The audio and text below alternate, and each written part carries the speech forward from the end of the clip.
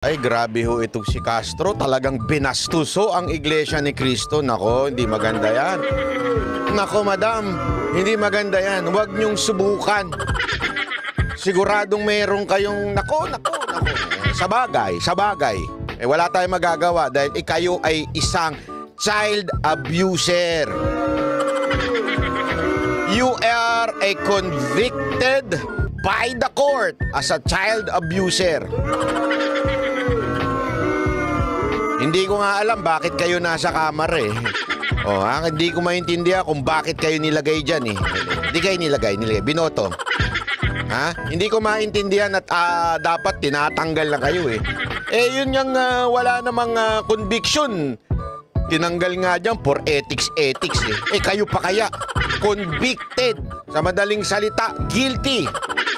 Beyond reasonable doubt that you are a child abuser.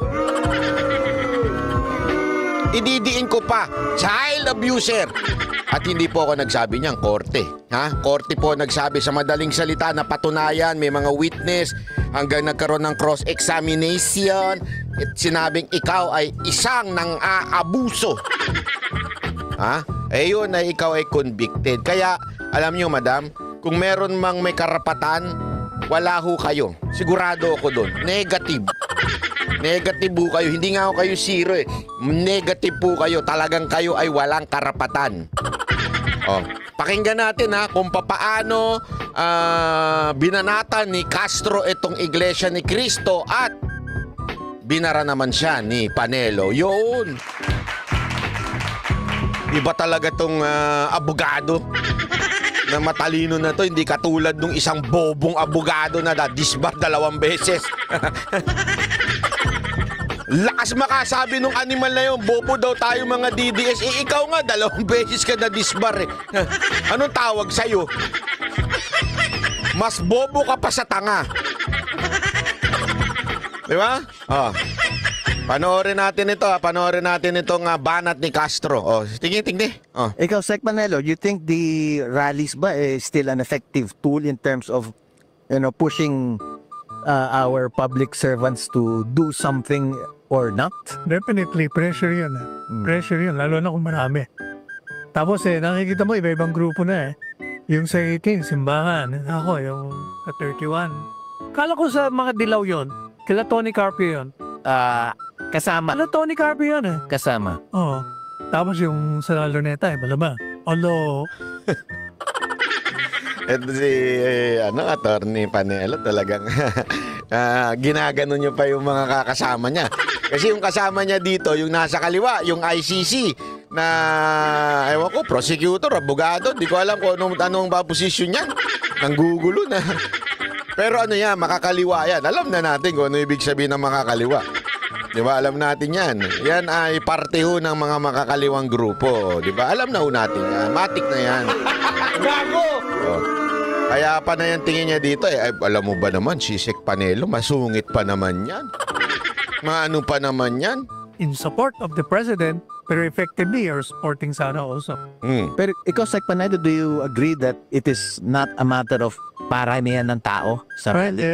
Alagang, sabi ko nga from the very start, di ba? Yung military, hindi gagalaw yan. Kung ang tao, wala dyan. Ang history natin shows that military will only come out or withdraw its support pag nakita nila ang tao na dyan. Hindi mo mapapalabas siya. Kayo, Congressman Castro. That's a good answer. Alam niyo kung bakit? Alam niyo kasi tinatanong siya kung meron bang value yung marami ang umaten sa INC. Ang sagot niya kagad, importante yan. Kasi nga, tandaan ninyo, ang military, hindi ho yang gagalaw without the people. Bakit ho kanyo? Sandali. Ibig mo bang sabihin, banat ba'y nag-i-incite to sedition si Panelo? I don't think so. You do not understand the Constitution. If that's the way you think.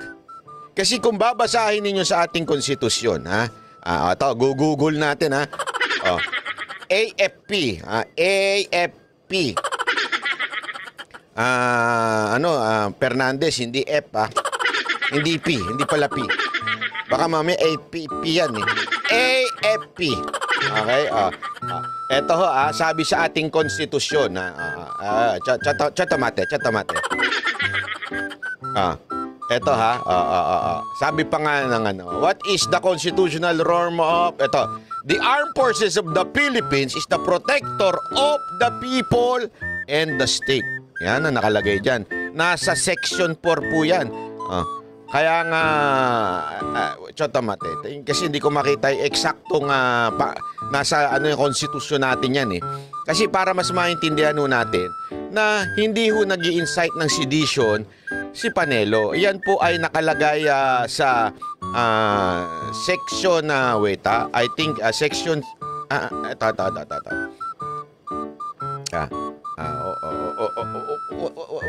wait. Ito lang. Nasa yan sa 1987 Constitution Article 2 Section 3. Civilian authority is at all times supreme over the military. Ibig sabihin, tayo ay mas mataas. Tayong mga Pilipino, tayong sibilyan, mas mataas tayo over the military. Supreme over the military. The armed forces of the Philippines is the protector of the people and the state. It doesn't says protector of the government officials or the politicians. Sabi dito, it is the protector of the people and the state. It is its goal to secure the sovereignty of the state and integrity of the nation. National territory. Ayan po, ibig sabihin, ang kanilang trabaho, protektahan ng tao at yung state. Ang goal nito, yung sovereignty ng ating territory. Yan po ang trabaho ng AFP. Sa madaling salita ho, mga kababayan, in a simple and layman's term, ang mga sundalo, ang Army, AFP, Armed Forces of the Philippines, na andyan sila to protect the rights of every ordinary citizen, especially yung talagang Kaya nga, pag nagsalita na ang taong bayan, that's the time na sumusunod. Sa madaling salita, yung will of the people, yan po ay command sa AFP. Kaya nga sabi ni Panelo dito, napaka-importante na hindi gumagalaw ang AFP without the will of the people. Kung ano ang talagang saloobin ng majority ng mga tao. Napaka-importante, tao. Kaya hindi mo pwedeng ibaliwala ang nangyaring rally. Kasi yan po ang damdamin ng tao. And, sabi nga sa Section 3, civilian authority is at all times supreme over the military. Maganda ho nga maintindihan ho natin yan. Kaya hindi ho inciting to sedition ito. Sinasabi lang kung ang boses na ng taong bayan ay ganito, dapat pong sumunod ang ating mga kasundaluhan. Do you think that noong rally sa 31, malaki ito dahil combination ito nung lahat ng mga impeachment complaints, yung tatlo na impeachment complaints, kasama na dyan yung lahat pa ng supporter ng impeachment. So, tinatanong kasi yung rally na naganap sa kanila. Ang sagot niya, hindi, meron pa tayong mas malaking rally. Ano? Bakit? Aminado ka ba na nilangaw talaga yung rally nyo?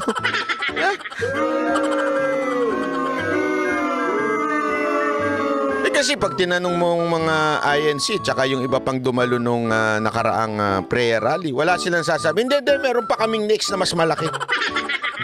Ikaw, tinanong ka tungkol sa rally nyo, ano sagot mo? Hindi, meron kaming mas malaki sa January 31. Bakit ganun ang sagot mo? Kasi alam mong nilangaw kayo, di ba? Alam mong walang nagpunta nung nakaraan yung rally. Yung pautot ninyo, bilang lang siguro yun.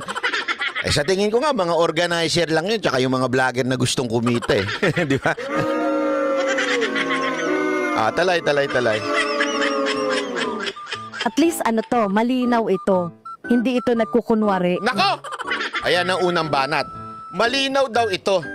Hindi ito nagkukunwari. Sandali lang, Franz Castro, ha?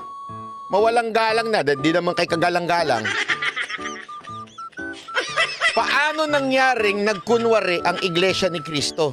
Ang linaw ng kanilang sinabi, we are against the impeachment of the Vice President. Ang linaw na, wala nang lilinaw pa doon. Wala nang lilinaw pa doon. And we support the statement of the President because he is also against the impeachment of the Vice President. Anong malabo doon sa pinag-uusapan? Bingi ka ba? Bulag ka ba? Sorry po hindi ako sa nanlala ito sa may mga kapansanan. Pero anong doon na malabo? O baka naman nakita mo, nabasa mo o tanga ka lang talaga? Nagtatanong lang po. Ang linaw po kasi ng sinabi ng Iglesia ni Cristo and other issues such as economic problem issues, mahal ng bilihin. Ang linaw ho eh. Alam mo, kaya nga sinasabi natin paulit-ulit this is not about Marcos and Duterte. This is about taking care of every Filipino na napababayaan na because of the politics of Romualdez. Basic ko yun. Alam mo, madam, ang mga Duterte, tahimik po yan. As a matter of fact, hindi ho lumalaban yan hanggang hindi mo na talaga grabe ho yung mga akusasyon yung kasinungalingan. Matagal na po. Kita nyo naman, di ba, sinabi ni VP Sara Duterte, there was a time na magkasama sila ni Marcos na nainis siya doon sa humingi ng relo tapos hindi binigay. Di ba? Nagsalita po ba si VP Sara doon? Hindi. Binanata niya ba ang kanyang partner na presidente? Hindi. Ganun ang mga Duterte. Kailan lang nagsimula na bumanat si VP Sara Duterte? Nung iniipit na siya ng mga balalay ni Romualdez sa kamera. Kung saan, kung ano-ano nang binibintang, puro kasinungalingan na, pinakikialaman na hindi dapat pakialaman, that's the only time. That's what we call politicizing. Bakit to ginagawa yun? Kasi nga, alam naman natin ng lahat, wala naman siguro bobong Pilipino na magsasabing hindi niya alam na tatakbo si Romualdez presidente.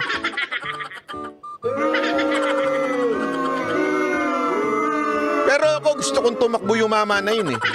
Kasi pag tumakbo yung mama na yun, ako 100% sigurado akong tatakbo si VP Sara Duterte. Sigurado ako. Yun ang talagang trigger point na tatakbo si VP. Alam mo si VP Sara Duterte, hindi ho yan napatunayan natin noong 2022, hindi po siya sakim sa kapangyarihan. If she is greedy sa power, kanya na ho ang presidency noong 2022. Bakit? Mantakin mo yung tatay niya, ang taas.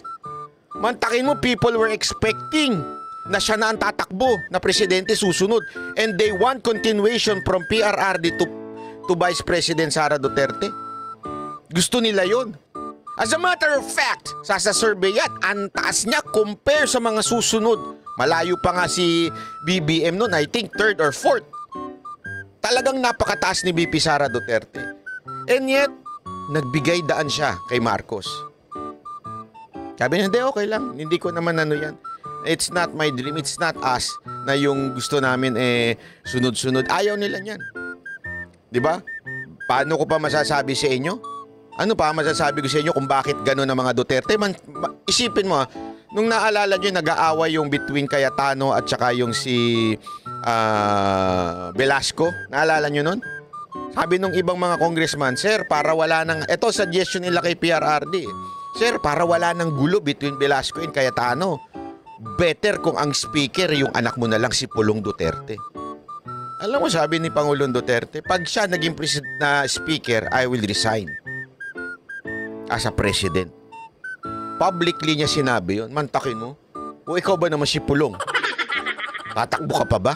Na, ibig sabihin, ipipilit mo pa ba na mag-speaker ka? Kasi sa totoo lang, at that time, tayo lang siya. O kaya yung mga kasamahan niya, gusto namin si Pulong. For sure, grabe ang boto dun. Kasi Duterte yan. Pero wala.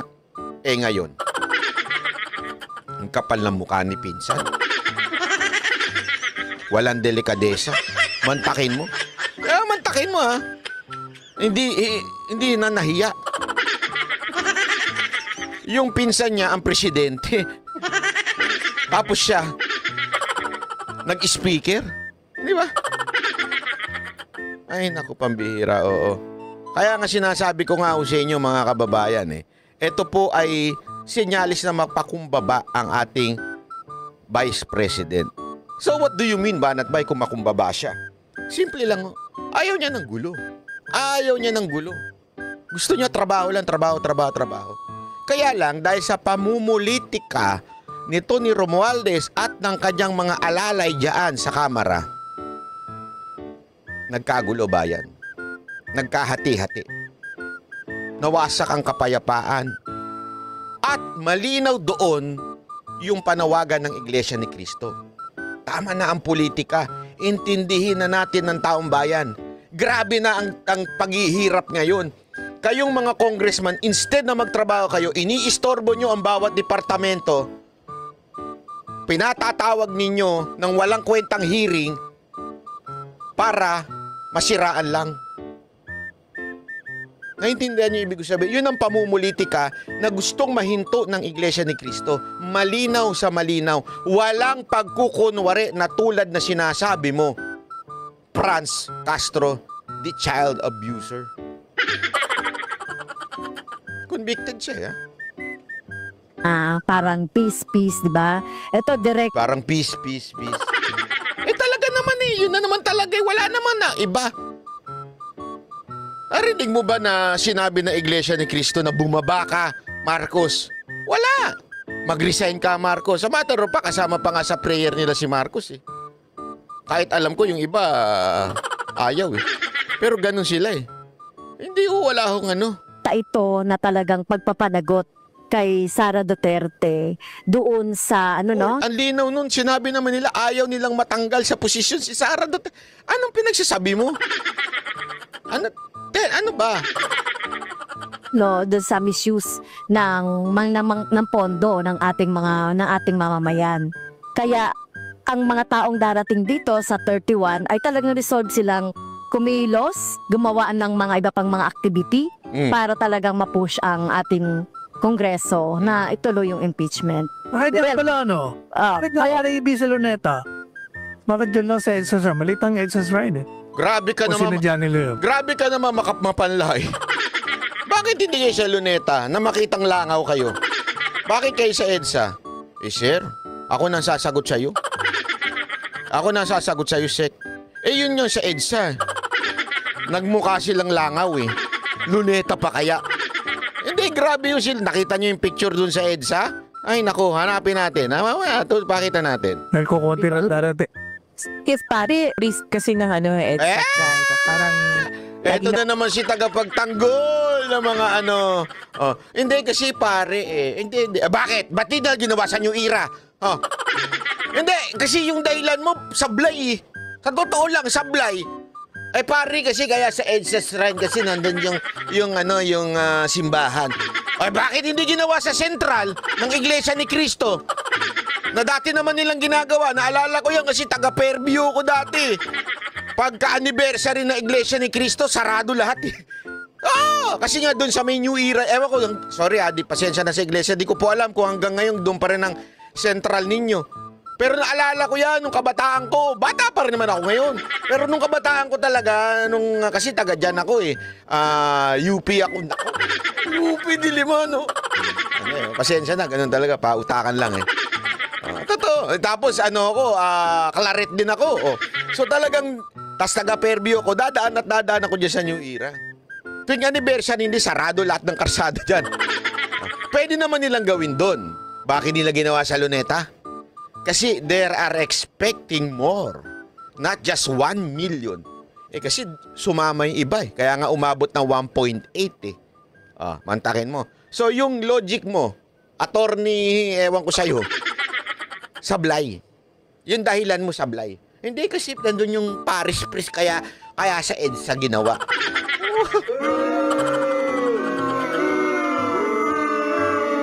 Alam mo, madam, buti hindi ako naging abogado.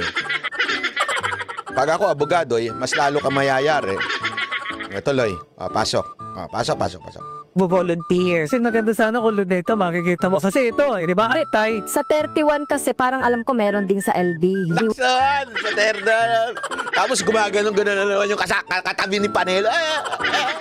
Okay. Papalusot pa kayo. Pupusta ko, lalangawin din yung 31 nyo. Bili kaya ako ng drone, no? Para magpalipad ng drone doon. Sigurado ako lalangawin kayo. Pasang Bonifacio. Kasi as you said, yung Sabi to sa Luneta yun. yung sa 31 sabi mo, di ba, pro-impeachment. Pro-impeachment.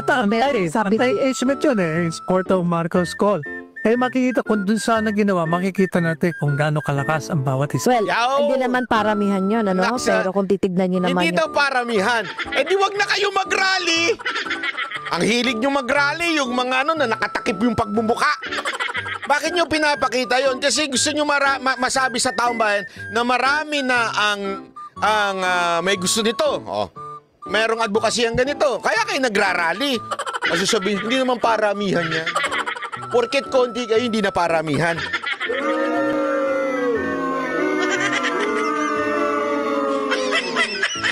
Franz Castro, kaya ka na lang natatalo sa kaso nyo.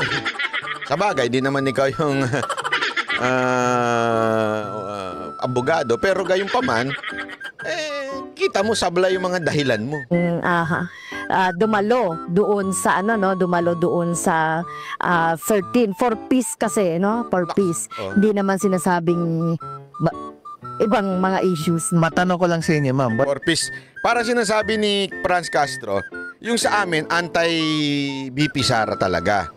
Dito sa iglesia for peace daw. Oo, pero malinaw doon, it is a support na hindi matanggal si Vice President Sara Duterte. Alinaw ho noon. Kaya nga sinabi nila anti-impeachment. Ano bang mas lilinaw doon? What's your take on those public officers or politicians who participate or who appear in the rallies? Is that a good thing, a bad thing? Ano po bang tingin niyo ron?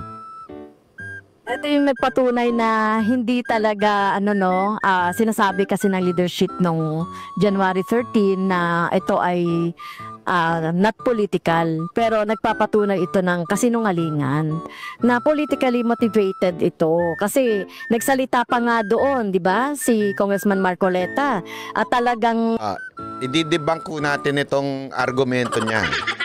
Number one, ako mismo nagpunta ako doon. Kinuwento ko ho sa inyo. Tumakaso ako doon. Although, taga-SMNI ako, so dapat doon kami sa media area. Kasi kaibigan ko yung mga iba doon eh. Siya doon si Yorme. Actually, ang talagang pinuntahan ko doon si Yorme.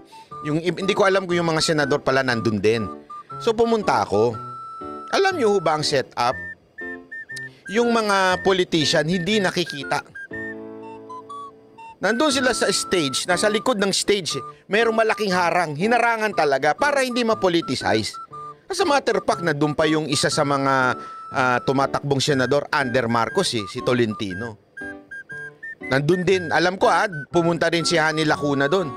Magkakaibang partido, magkakalaban sa politika nagpunta din doon. Kasi nga, the battle cry is tama na politika. Tama na ang politika, asikasuhin na natin ang dapat asikasuhin. That's the battle cry of the INC. Di ba? So hindi yung politika yun. Bakit daw pinagsalita si Marcoleta? Pinagsalita po kasi siya, unang-una taga-iglesia ni Cristo siya. Pangalawa po, aside from taga-iglesia ni Cristo siya mismo na witness niya na yung politikang ginagawa sa Kamara na nilalabanan ng INC through this rally, ipinaliwanag niya sa mga kapatiran nila, ito ang nangyayari sa Kamara. As a matter of fact, ang linaw doon, we are not against the impeachment per se. What we are against is yung process na ginawa. Yung pag-abuse ng mga process. Yun yung sinasabi ng Iglesia ni Cristo na pinaliwanag din naman po sa perspektibo ng isang taong nasa loob mismo ng Congress. Kasi yun ang nilalabanan ng INC at that time. The politicizing of everything, tapos yung walang pagdaan sa due process, yan ang nilalabanan. Yan po ang sinasabing tama na yan. ang asikasuhin natin pangangailangan ng bawat Pilipino.